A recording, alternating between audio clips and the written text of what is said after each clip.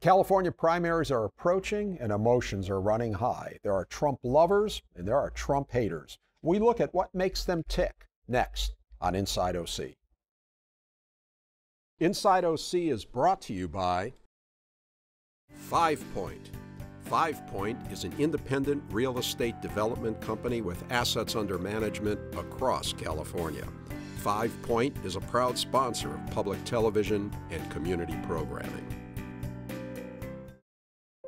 Memorial Care is transforming the way healthcare is delivered, keeping our communities and businesses healthy by guiding them on the path to wellness with easily accessible hospitals, physician offices, and outpatient centers. Memorial Care, leading the way. Orange County is the largest community in America that doesn't have its own television coverage, but it does have Inside OC. Each week I talk with newsmakers and trendsetters and discuss the issues impacting Orange County.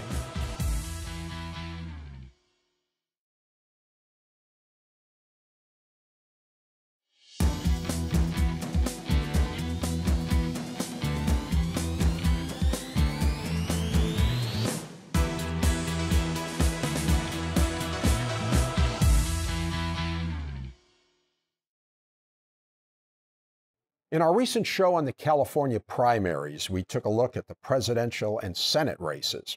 In this installment, we continue the discussion, and it includes a heated exchange over whether Trump voters are spewing hate or sending an important message. These people. Let me throw out a name, just maybe out of left field, bad analogy. You'll find out why left field's a bad analogy here. But as I was watching the other night and thinking where politics is going, celebrity candidates, Kobe Bryant.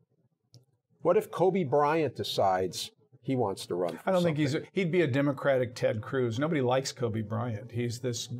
No. He just scored 60 points in his last game. I understand. People respect Kobe Bryant. They respect his talent. As a basketball player. By the way, nobody likes him. They don't like him as a basketball player. Ted Cruz is scoring 60 points too. I mean, if nobody likes Ted Cruz, yes. why is he? Yeah. Why is by rights should he? Is he not the Republican nominee at this point? The guy's done incredibly well. In terms of reaching, and he's built on the sentiment that people seem to find in Trump, that he's anti-establishment. You know, a lot of Republicans are very frustrated. He's doing extremely well. So I don't think you can discount. No, but there is an explanation for this, and that's because Cruz is the only anybody but Trump candidate on the Republican side. Cruz is also a very disciplined communicator. He's a very effective communicator. He's got the best organization of any of the top four. True, but I think what you're going to talented guy. Trump I think is going to do a fair job of playing catch up as we move forward. But here's what Trump doesn't have the time. Here's what I think Cruz's problem is. The Trump in the next 3 or 4 primaries is going to develop. I think it's going to be just this undeniable tidal wave, tsunami sort of momentum, because I think he's going to win big in these states. And he was supposed to win big in Wisconsin, didn't win there. You know, he was. There's a really deep Trump backlash at this point. It's no longer sport. You know, it's no longer fun. It is now presidential. And I think a lot of people are getting really focused about what this guy looks like as a general election candidate. I'd rather see Ted Cruz. On the Republican side. I'd rather see Ted Cruz the nominee for selfish reasons, political reasons. I want to see Ted Cruz the nominee. Because you think that Ted Cruz will lose to your candidate, Hillary, who is a dead woman walking. She's not yet. She's tremendously vulnerable. Her negatives are so high. What it really takes is a little discipline and a little focus for a Republican to come along. I think Trump could beat her. I think Cruz could beat her. I think Cruz will surprise you. Anything's possible, but I think you're wrong. The thing with Cruz is I think he's Ronald Reagan without the charm. That's right. He has, I mean, some of the things he's done, the way he went after like Rubio on immigration, you know, I mean, just to savage him. With Cruz, again, it's a personality thing, because I think he is on issues very conservative and true, and there's no doubt about it. But I mean, it's just the way he belittles anyone. I mean, nobody's right. I'm talking about Cruz. Nobody's right except him. There's a difference between 1980 and 2016, and the difference is that you've got this high degree of anti-establishment frustration. It's not a charm school candidate who's going to win in that race. But you have to have a little bit of charm. The other candidates, three of the 4 top candidates are running hard against the status quo. That tells you something. That's a super majority of people out there casting votes. This is the first. Cruz can stand there, unlike Trump, and say, "Look, I have been opposed to this power establishment my entire career." It is absolutely true about Ted Cruz. With Donald Trump, it's nothing. Yes, yes. And with Hillary Clinton, God, I mean, who's closer to the establishment than Hillary Clinton? Look, on a scale of genuine, Cruz and Bernie are both genuine. Okay, I would argue they're both genuine, and Hillary is not, and Trump is, off the chart. Yeah. But Cruz is not likable. He's not. And let me speak to that. Not as likable as Hillary. I think it would be hard to find someone that I would say is less likable as a candidate. The only reason we're going to elect a president in this election cycle who is unlikable is they're all unlikable. This country in our lifetime, with the exception of Richard Nixon, who was the exception to the rule. We need to like our presidents. We need to like them. Nixon we need to ran like as a very them. likable candidate in 68. He was never likable. Well, he was never likable. The new Nixon, you don't remember? Anyway, the media outreach, that was the guy's shtick. Make him likable. Then in our lifetime, there's no one that's been elected to this office that hasn't been fundamentally likable in some sense. This will then be, by your own assessment, this will be the first election, a presidential election in modern times. At which we have not elected someone who is likable, because none of them are likable. In modern times is media times. Right. And in media times, you have to be able to come across on the camera as a likable, trustworthy person. And leaving aside the politics of this, I mean, Cruz just makes people's skin crawl. Oh, boy. In a way that Trump could say something absolutely offensive and outrageous, and you don't have the visceral reaction to the craziness that you do to Cruz, in part because I think that one of the differences between Trump and Cruz is when Cruz says something, he actually believes it. Yes. And that's scarier. I don't believe that. I'm not afraid of Trump at all. I mean, I could imagine Trump being a reasonable president. You think so? Absolutely, because he doesn't. I don't think he believes most of the things that he said. I think he has said lots of things just for effect, and what he learned, of all the people running, he's the person who hadn't really run before, and so his learning curve here has taught him, A, he can get away with the outrageous, and B, to some extent, what he learned in the fall and in the summer was the more outrageous, the better. I mean, you reach a point where there's nothing more outrageous that you can say. In the White House, that doesn't bother you. What you're seeing is the real man. I mean, on March 3rd in the Republican debate, he said not once, not twice, 3 times that he would require his generals to commit war crimes. Right. If that doesn't offend you, I don't know what possibly could. And when you're talking about a president with limited powers, wouldn't you trust a Cruz over a guy like that? What concerns me, just let me make this point while it's in my head for a moment. What concerns me most about Trump being president are the people who support him. It's the people who support him. This people is who are working for him. Oh my God! This is a dangerous, mean-spirited, authoritarian. Call it whatever word you want to on it. This is a bad group of people. But I'm talking about the electorate as well. The electorate that he has, I don't know if he's revived them or vived them, but in any event, those people, those who represent the core of his support, which is almost everybody right now who supports him, by the way. These are people who come, it's hard to say they come out of one part of any particular political movement. They are mean-spirited. They are underinformed and uneducated. They are. They cling to their guns and their They Bibles? cling to their guns and their Bibles. That's not fair. Chris, when I hear that kind of thing, my head wants to nod in agreement, and I'm thinking that you're creating more Trump voters. That there are a lot of people out there who feel disenfranchised. Who have been left behind. They feel their values are under attack, And I think they resent that kind of talk. They resent being told that they're ignorant and all that. Sorry. And I don't think you can dismiss the people. Are there that many viewers who are going to be watching this show that it's actually going to create more Trump voters? No, but I think that's actually a nice thought that there are enough people watching. Yeah, but no, I think the people watching, I don't know. I don't know what the viewers, but I think the viewers are sensitive to those feelings. I think viewers do understand that the support for Trump is not representative.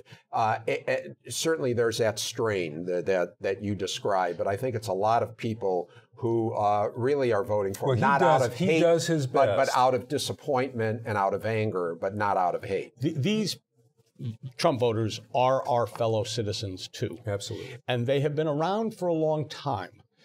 They were first mobilized during Nixon's Southern strategy in 1968 to win the White House. Republicans have relied on them repeatedly, although never given voice, not the kind of voice Donald Trump has, to some of the things that concerns these particular groups of people. The thing that seems to bother people about Trump is that he's put into words and put on a national stage things that the Republican Party as a party has been implying for years. Not at all. Not in the least. Not in the least. They're haters. Let me, they're haters. Chris, that's a horrible thing to say. That's absolutely wrong. I suspect you don't know a lot of Trump supporters. Too many people who support him seem to be haters. Chris, what you're doing is you're taking his hateful rhetoric and you're projecting on a lot of people out there who are frustrated about what's going on in this country. There is legitimate concern about where a lot of middle-class lives are headed. And frankly, Donald Trump, I think, is very cynically exploiting them. But the people who are suffering in the streets, who don't necessarily support everything that comes out of his mouth, they are looking to shake things up in Washington, D.C. because the likes of Hillary Clinton and, yes, some establishment Republicans have been governing for decades without the slightest concern for them. What do you expect? What do you expect? Well, I don't expect a different analysis from you because you still want to keep these Trump supporters within the Republican Party. So of course you're not going to don't tell me what I want. Yeah. Chris, what I think you ought to do is tell not him what he needs. Smear. Yeah. Tell him what he needs. Don't smear a whole class of people. Let me put it this way. Too many of his supporters seem to be haters. That's what I believe.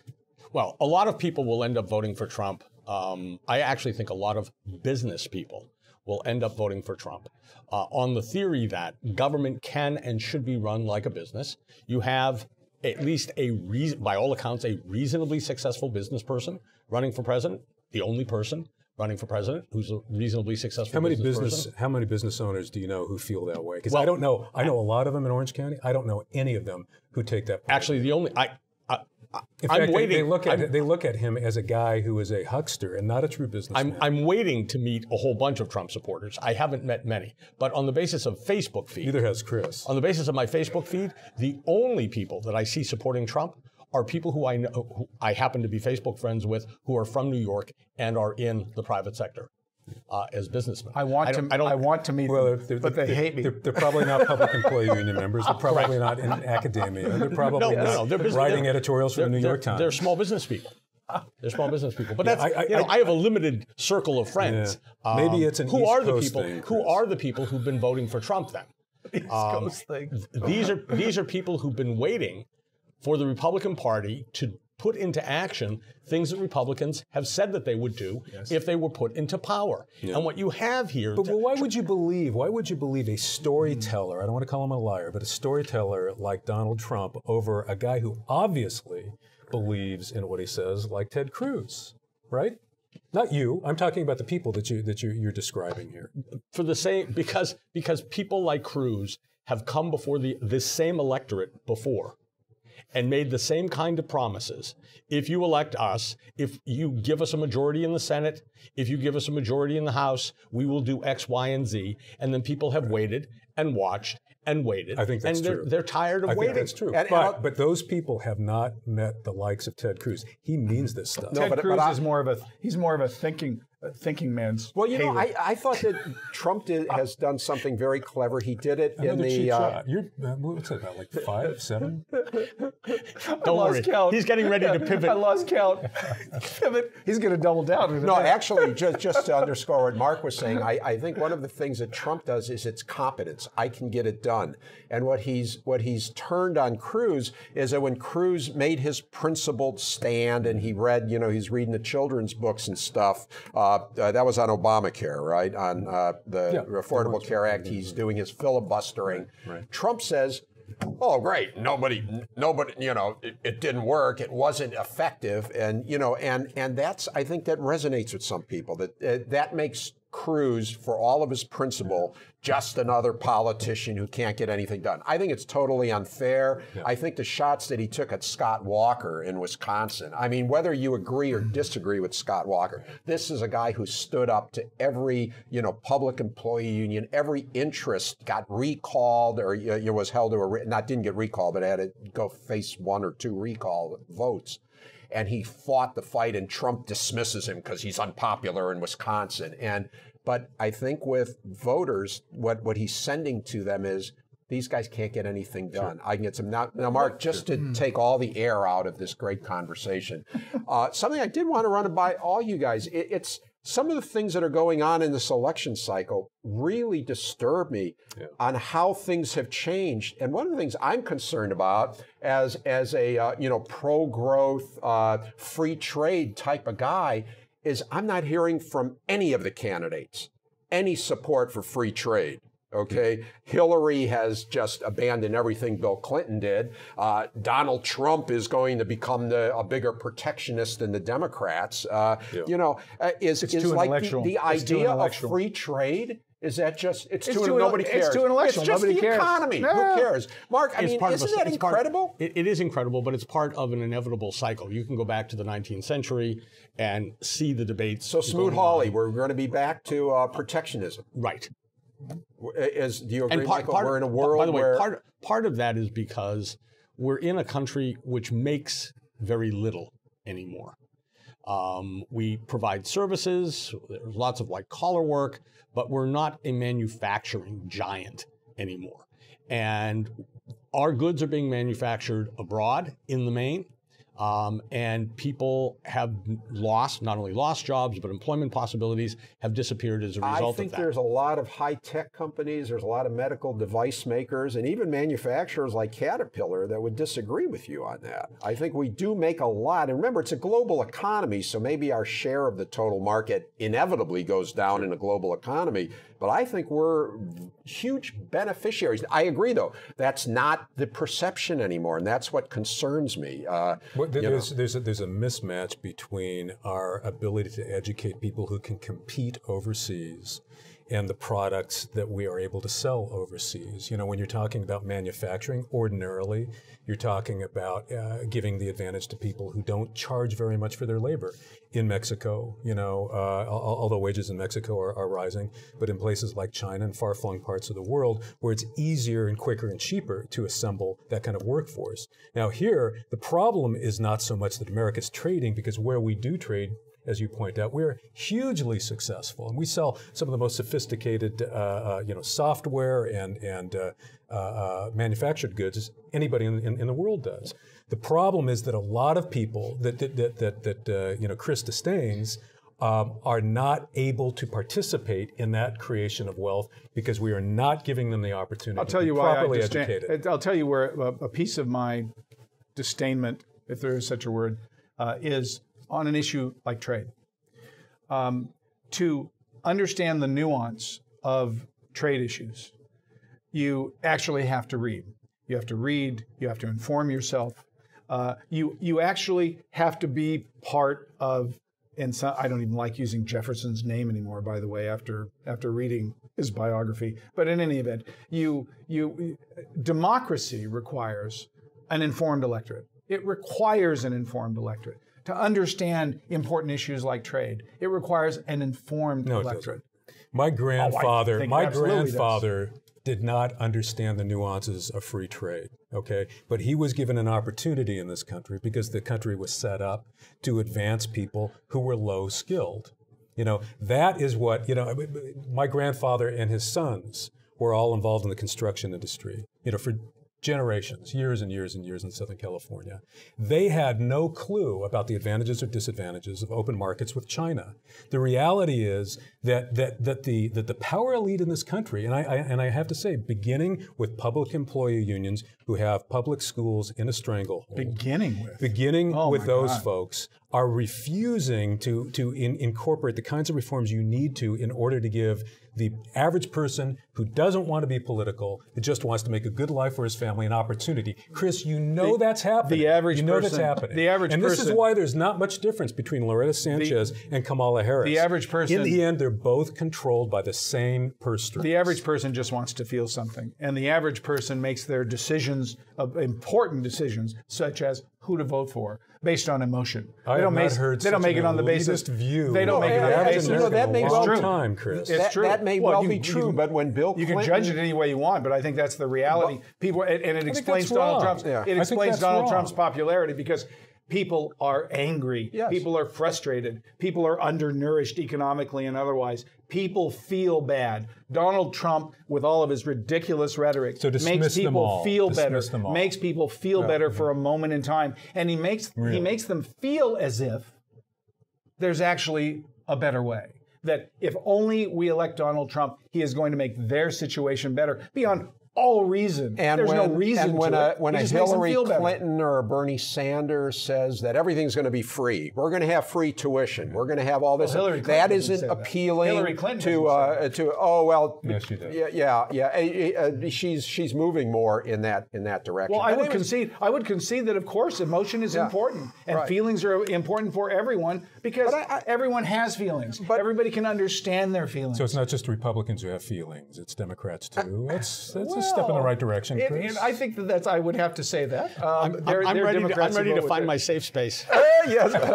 All right, and I think on that note, we're all feeling good. We're all feeling a little better. So I think we'll stop right here, gentlemen. Thank you for a very interesting extended discussion. Thanks again to my guests, Michael Capaldi, Chris Mears, and Mark Petracca. You can watch this show and past shows by going to pbssocal.org or rickreiff.com. You can also catch our shows and our post-show open mic chatter on YouTube. And follow us on Facebook, Twitter, and Instagram. Thanks for watching. We'll see you again on Inside OC.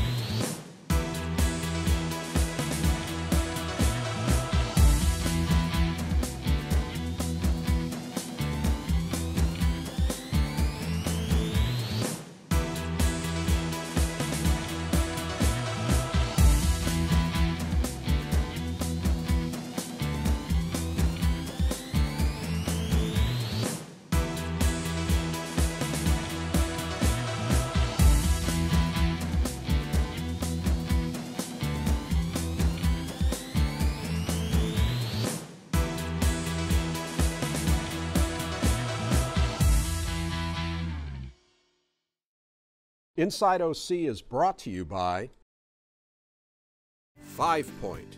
5 Point is an independent real estate development company with assets under management across California. 5 Point is a proud sponsor of public television and community programming. Memorial Care is transforming the way healthcare is delivered, keeping our communities and businesses healthy by guiding them on the path to wellness with easily accessible hospitals, physician offices, and outpatient centers. Memorial Care, leading the way. Orange County is the largest community in America that doesn't have its own television coverage, but it does have Inside OC. Each week I talk with newsmakers and trendsetters and discuss the issues impacting Orange County.